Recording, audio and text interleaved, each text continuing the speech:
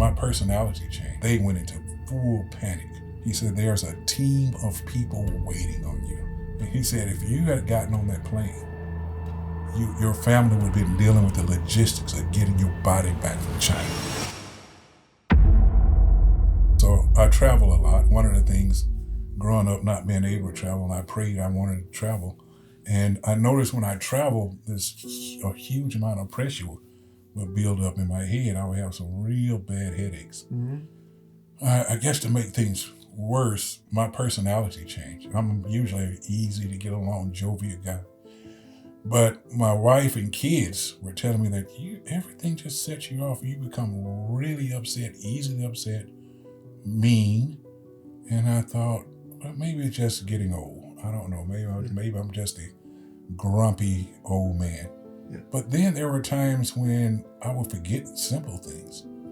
I would get in my car after work, and we lived in Weatherford for about 10 years, and we moved to Benbrook. And I would forget how to get home sometimes. I had to sit in my car like, oh yeah, that's right, I live in Benbrook now. Oh wow. Yeah. But I didn't think about it a lot. But I thought just a lot of work, fatigue. Mm-hmm. And it just kept building up. I went to a physician and self-diagnosed. I think I have an inner ear infection. He says, all that makes sense. Yeah. It didn't go away. So he said, go get images. And when they take the images, get it on the disc and go to the inner ear doctor the next day. When they took the images, they went into full panic. The lady they kept taking another one. They said, can you reposition? I'm thinking, this is just an ear infection. Yeah. You know, something that's not right. So we finished, and I got ready to walk out, and the technician says to the other one, where's this patient? She said, he's walking out, going out into the parking lot. She says, no, I don't think this person would be walking outside. She said, yeah, there he goes. And she runs and she said, excuse me, sir, are you Mr. Daniels? I said, yes. She said, you look very tired. Would you like to stay and get some water? I said, no. I said, tonight is my anniversary, my wedding anniversary. I would like to take my wife out to dinner. She said, you were driving? How did you get here? I said, yes, I drove here and I'm driving back. She says, you really slow. She said, you are driving. I said, yes.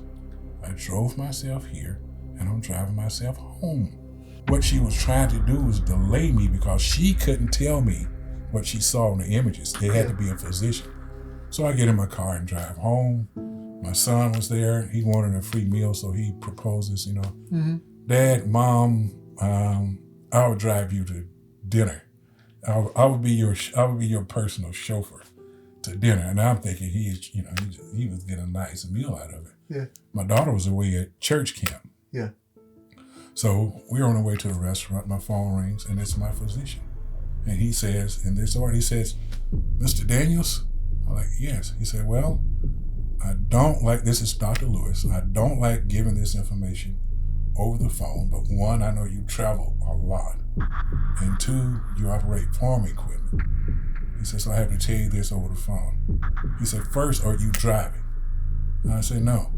He said, if you are, you need to pull, find a place to park, I will wait. And I said, no, I'm not driving.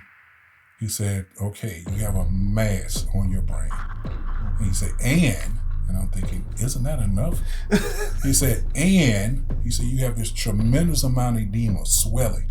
He said, your brain is so swollen, it can't go anywhere. It's just really, really swollen. And I thought, there's a third end? He said, you have what's called a left shift. He said, the mask is on the right side of your brain, and it's pushed everything over to the left, so your brain is no longer symmetrical. He said, this is what I need you to do. He said, listen carefully. He said, I need you, if you are by yourself, you need to stop and call a loved one or 911, an ambulance. He said, I need you to go to the hospital. And he told me which hospital to go to. He said, you are not to go to the emergency room. You are to go to admissions. He said, there's a team of people waiting on you. Wow. And I get all this over the phone. And I'm celebrating my wedding anniversary with my wife and son. And then all of a sudden, I hear this. And so we go to the hospital, and I'm still not connecting. Kind of clicked, yeah. Right. I mean, part of it was the brain tumor. And we go in and I look at the room and I look around and I'm like, this is a huge room. And I told Ron, I said, there's an extra bed. I guess you can stay. And then I look out the window and there were flowers and a fountain. I said, I've never seen a hospital room like this. She said, didn't you see the signs on the way in? She said, we're in the cancer ward. They think you have brain cancer. Oh. And then I thought, oh.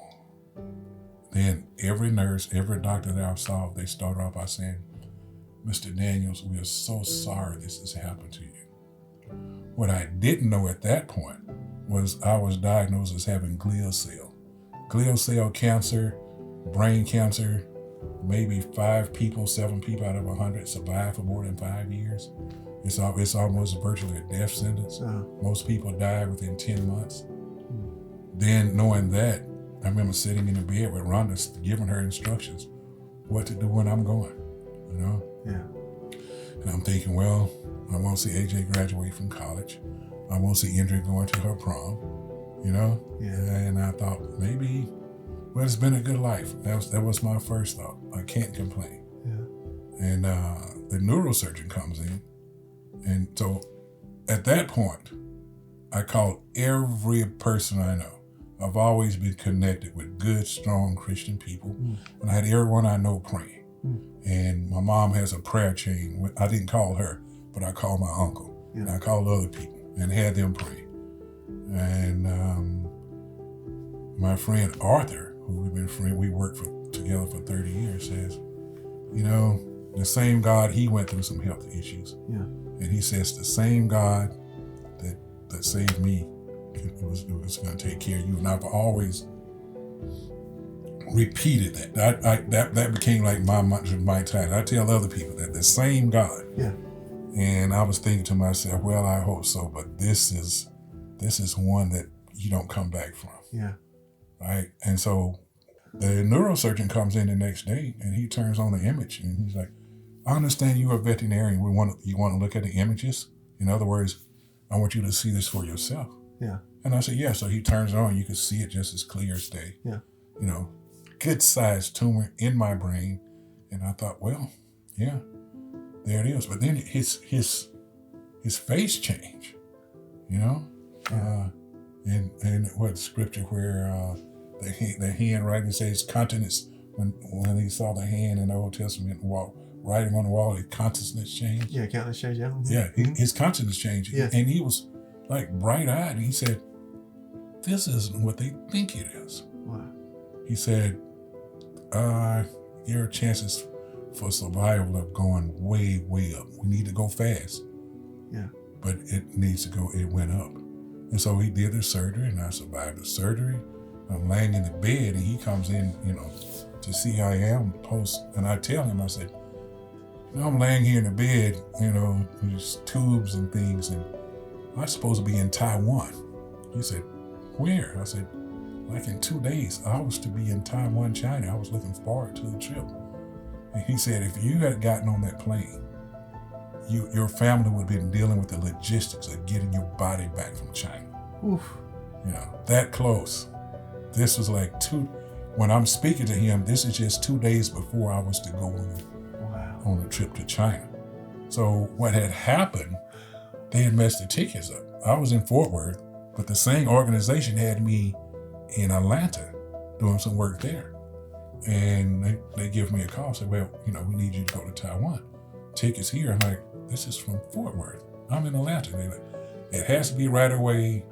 You're not going to be able to make the trip. We need you, you know, like we need you on the plane now. Yeah. So I called Rhonda and my wife and said, can you believe I'm going to miss the Taiwan trip? And her response was, I'm sure there's a very good reason. And I said, what could be a good reason for me not to go to China? Yeah. You know? And she said, it's probably a good reason. Yeah. It's a good reason. That was a very good reason. Yeah. It was my anniversary.